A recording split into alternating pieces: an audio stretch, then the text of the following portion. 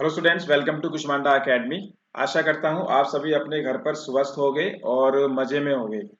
तो आज का टॉपिक है what are zombie wild fires. तो अभी आप देख रहे होंगे रिसेंटली न्यूज़पेपर्स में बना हुआ है कि आर्कटिक क्षेत्र में जो है आग की घटना है। ठीक है, तो क्या होता है ये सब। ठीक है, इसकी मैं आपसे बात करूंगा और बात करूंगा कि हमारे एग्जाम में क्या सवाल बनने चाहिए, क्योंकि मेरा फोकस हमेशा यही रहता है कि क्वेश्चंस क्या बनेंगे आपके एग्जाम के लिए, सवाल क्या बनेंगे, तभी हमारा पढ़ने का फायदा होता है। तो जो भी हम पढ़ते हैं हम हमेशा फ्रेमिंग की बात करते हैं कि सवाल क्या बनने वाला है। तो जैसे कि आप ये एक मैप भी आप देख रहे हो, तो जो आपका आर्कटिक सर्किल है तो उसमें कौन कौन से देश आते हैं, पहला सवाल तो यही बन जाएगा कौन कौन से देश आते हैं। फिर मैं फायर की बात भी करूंगा, लेकिन एग्जाम में सवाल क्या बनेगा ये पहचानना बड़ा जरूरी है हमारे कम्पिटिटिव एग्जाम्स के लिए। तो चलिए, तो अब आप इसमें देख पा रहे हो कई सारे ऐसे देश यहाँ पर हमें नजर आ रहे हैं। ठीक है, तो इनको मैंने एक जगह लिख भी दिया है। ठीक है, हालांकि इस मैप को आप बहुत बारीकी से देख सकते हो। हम देख पा रहे हैं रशिया, कनाडा, नॉर्वे। ठीक है, ये आपका नॉर्थ पोल है, आर्कटिक ओशन वाला इलाका है। ये आपका आर्कटिक सर्किल है जो आपको डॉट डॉट से आप देख पा रहे हो। ठीक है, और ये आपके वो देश हैं। तो the Arctic circle passes through northern America, Greenland, north Asia, Scandinavian peninsula, Arctic ocean. तो 8 कंट्रीज हैं आपकी जो इस सर्किल में आती है। बहुत ज़्यादा इंपॉर्टेंट क्वेश्चन है। तो बात चल रही है अभी ज़ॉम्बी फायर की, उसको भी मैं बताने वाला हूँ, लेकिन किस इलाके में आई है और हमारे लिए सवाल क्या बनने वाला है तो दोनों देखेंगे। तो Norway, Sweden, Finland, Russia, United states, Alaska वाला इलाका, और कनाडा, डेनमार्क, ग्रीनलैंड, आइसलैंड। तो 8 देश जो है आपके आर्कटिक सर्किल में आते हैं। पहला सवाल, 8 के 8 के नाम आपको याद होने चाहिए। तो अब ज़ॉम्बी फायर देख लेते हैं ये है क्या। तो ज़ॉम्बी फायर की शुरुआत जो है बर्फ के नीचे होती है। A zombie fire is a fire that continues to burn underground and then reignites on surface after a period of time. तो ये जो देखने के मिल रहा है, लिए मिल रहा है कहाँ पर मिल रहा है, आर्कटिक सर्किल में। तो वो मैं आपको बता चुका हूँ कि उसमें कौन कौन से देश आते हैं, उसका एक मैप भी हम देख देख चुके हैं अभी। तो सवाल पहचानना है, हमने अपना क्वेश्चन पहचानना है कि हमारे एग्जाम में क्वेश्चन क्या बनने वाला है। तो जिस इलाके में ये आग लगी है, आपकी ज़ॉम्बी फायर लगी है, तो ज़ॉम्बी फायर की शुरुआत बर्फ के नीचे से होती है। असल में ज़ॉम्बी फायर आग की किसी पिछली घटना का ही हिस्सा होती है जो कि बर्फ के नीचे कार्बन युक्त पीठ से बनी भूमि पर सक्रिय होती है। तो जो आग है आपकी, जिसको हम ज़ॉम्बी फायर कह रहे हैं, बर्फ के नीचे आग लगती है। ठीक है, और जो पीठ है, पीठ क्या होता है, अब ये पीठ भू सतह पर एक प्रकार की कार्बनिक परत होती है जिसमें अधिकांश पेड़ पौधे आदि से प्राप्त आंशिक रूप से विघटित कार्बनिक पदार्थ होता है। जो आपके पेड़ पौधे खराब हो जाते हैं, सूख जाते हैं, उनकी परत बन जाती है, ऑर्गेनिक या कार्बनिक परत बोलते हैं, उसमें उसको पीठ बोलते हैं। और जिससे जो है बर्फ के नीचे आग लगती है, इसी को ज़ॉम्बी फायर कहते हैं। तो ये फायर जो है आपके आर्कटिक सर्किल में हमें नजर आ रही है, जहाँ पूरे साल बर्फ रहती है। जो आपका नॉर्थ पोल है वहां पर पूरे साल के साल बर्फ रहती है। अब उसमें मैं आपसे जो है ये कंट्रीज की बात यहाँ पर बता चुका हूँ।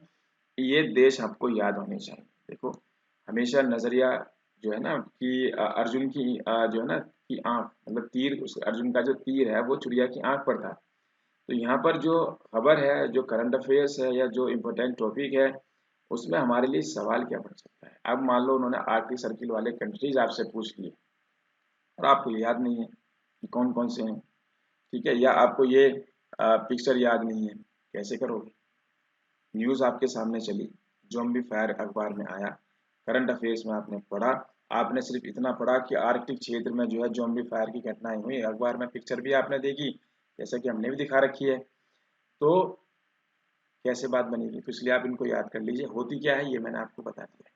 ठीक है, तो it is a fire from previous growing season that can smolder under the ground which is made up of carbon rich peat.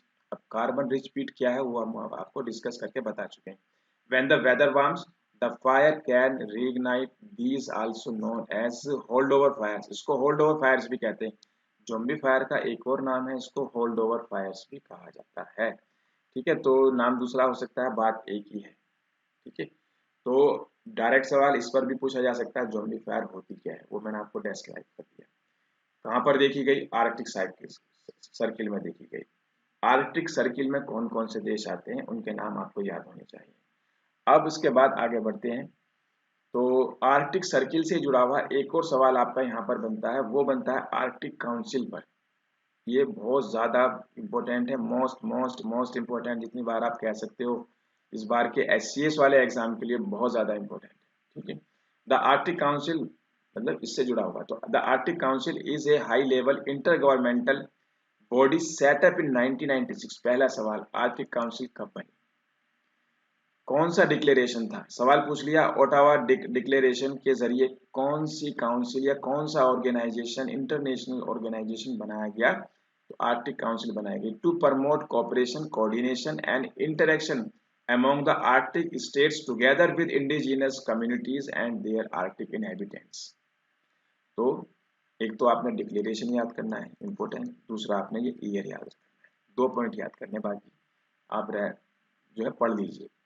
अब इसमें मेंबर कौन है, तीसरा सवाल, आर्कटिक काउंसिल में मेंबर कौन है। ठीक है, तो Ottawa declaration declared Canada, United Kingdom of Denmark, Finland, Iceland, Norway, Russian Federation, Sweden, United States of America as member of Arctic Council. Denmark represent Greenland and Faroe Islands. ठीक है, तो ये आपके नाम है, मेरे ख्याल से याद हो जाएंगे। यूनाइटेड मतलब किंगडम ऑफ डेनमार्क में आपका ग्रीनलैंड भी शामिल है और फेरो आइलैंड भी शामिल है।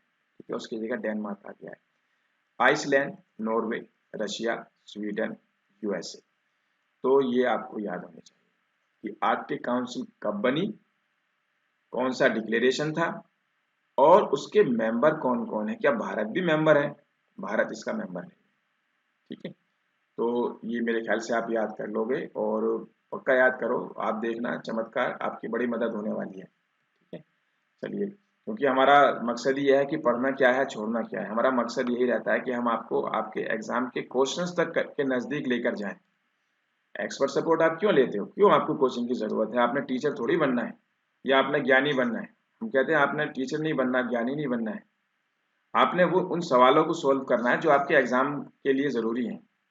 ठीक है, तो उसमें हम आपकी मदद करते हैं, हमेशा करते हैं, पीछे भी की है, कई सालों से हम कर रहे हैं, आगे भी करेंगे, अभी भी करते हैं।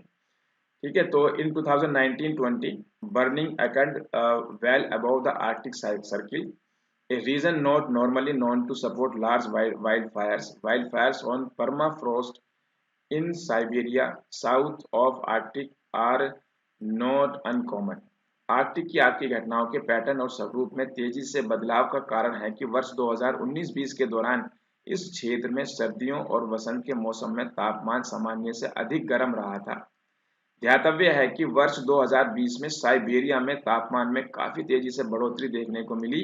साथ ही इस क्षेत्र में गंभीर ग्रीष्म वेव, ठीक है, या लहर, हीट वेव्स भी दर्ज की गई। टेम्परेचर बदला 2019-20 में। ठीक है, साइबेरिया में भी देखा गया, आर्कटिक में भी देखा गया, और जिससे जो है जो पीठ है आपका, जो कार्बन की परत है बर्फ के नीचे, वहां पर आग की घटनाएं देखी गई। The reason this is anomaly is that temperatures in winter and spring were warmer than usual 2019-20। ये भी हमने बात की है, थोड़ी सी देर पहले बात की है। तो temperature in Siberia 220 had gone through the roof with region recording a severe heat wave। तो उसके बाद है आपका कि आर्कटिक क्षेत्र उत्तरी ध्रुव के चारों ओर फैला एक भौगोलिक क्षेत्र है।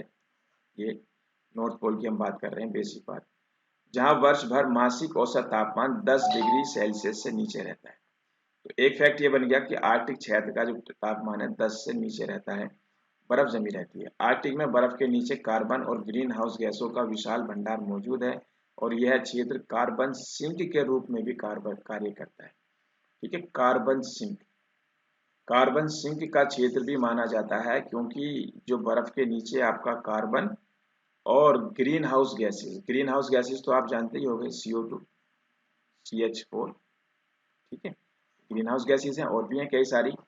तो ये भी आपका यहाँ से भी 2 सवाल आपके यहाँ से भी बन सकते हैं, कुछ भी हम पढ़े। हाँ, एक वर्ड आया था इसमें अभी, आर्कटिक परमाफ्रॉस्ट। ठीक है, ये वर्ड आया था, तो उसको भी मैं डिफाइन कर देता हूँ। ठीक है, अभी थोड़ी सी देर में पहले हमने इसको देखा था, Arctic permafrost.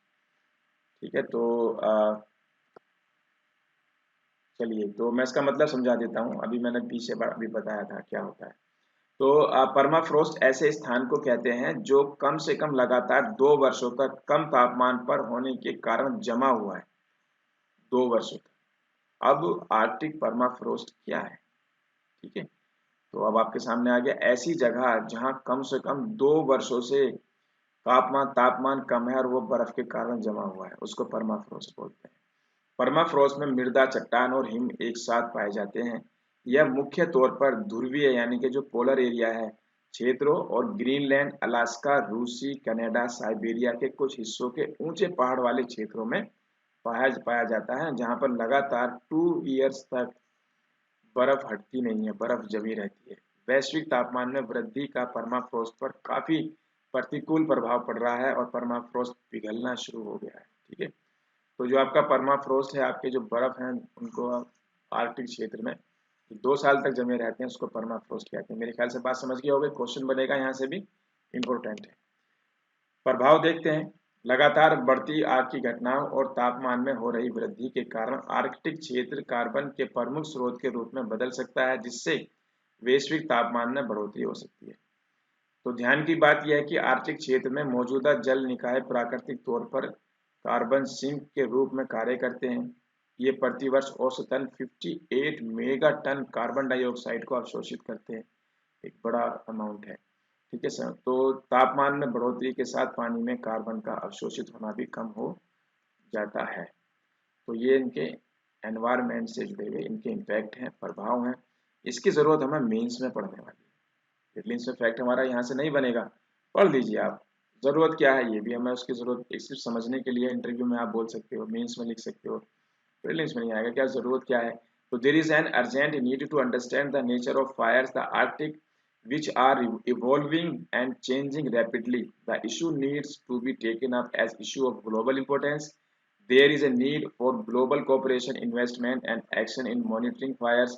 Also needed it learning from indigenous people of Arctic about how fires are traditionally used, new permafrost, and peat-sensitive approaches to wildland fire fighting are also needed to save the Arctic. तो ये कुछ चीज़ें हैं आपके interview में बोलने के लिए, मेंस में लिखने के लिए ज़रूरत क्या है। लेकिन अभी तो मैं आपसे सिर्फ प्रीलिम्स की बात कर रहा हूँ और प्रीलिम्स से मैंने आपको वो क्वेश्चंस बनाकर दे दिए हैं इस वाले टॉपिक्स पे से। तो मेरे ख्याल से आप जो है उन सब सवालों को कर पाओगे। सबसे पहले मैंने आपको ये पिक्चर दिखाई थी जिसमें मैंने आपको आर्कटिक सर्किल शो किया है और उससे जुड़े हुए देशों को शो कर दिया है। तो आप इसको बहुत अच्छे से देखिए, वर्ल्ड का पृथ्वी का मैप है आपका एक।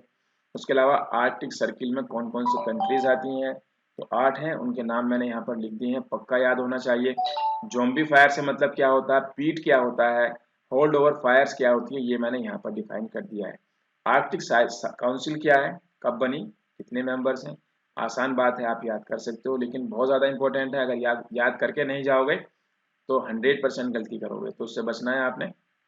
बाकी आप इसको रीड कर लीजिए क्या है इसके अंदर, और कार्बन सिंक क्या है, हीट वेव क्या है, ठीक है। तो और परमाफ्रोस्ट क्या होता है ये भी मैंने आपको डिफाइन कर दिया है। तो इसको आप अच्छे से कीजिए और बहुत ज़्यादा अच्छा इंपॉर्टेंट टॉपिक है आपका। बाकी और भी जो बहुत ज़्यादा एक्सपेक्टेड हैं वो आपके लिए हम लेकर आएंगे। अभी रोज़ाना हमारी कोशिश है कि हम आपके लिए वक्त निकालें, क्योंकि वक्त की कमी रहती है। तो बाकी आपको जो है अभी मैं यहीं पर अपना लेक्चर थोड़ा सा रोक रहा हूँ। तो सभी को शुभकामनाएं आपके एग्ज़ाम के लिए। तो और सभी आप कामयाब हो जाइए, ऐसी हमारी प्रार्थनाएं हैं, दुआएं हैं। चलिए मिलते हैं आपसे, thank you very much.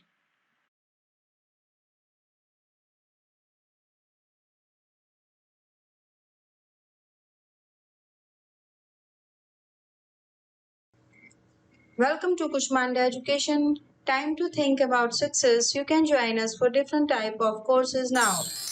All courses are available on a single platform. You can also become an IAS officer, HCS topper, and Naib Tahsildar. You can also crack HTET exam, SSC, banking, NDA, HSC, UPPCS, Punjab TCS, HPAS. You can also crack all the exam with our guidance, our study material, and all type of our help. Our helpline numbers are 8607570992, 9728926678. हमारा email है kushmandaeducation@gmail.com, website www.kushmanda.com, जहां पर आप हमारी test series और study material से related और online और ऑफलाइन क्लासेस के लिए भी सारी डिटेल पता कर सकते हैं।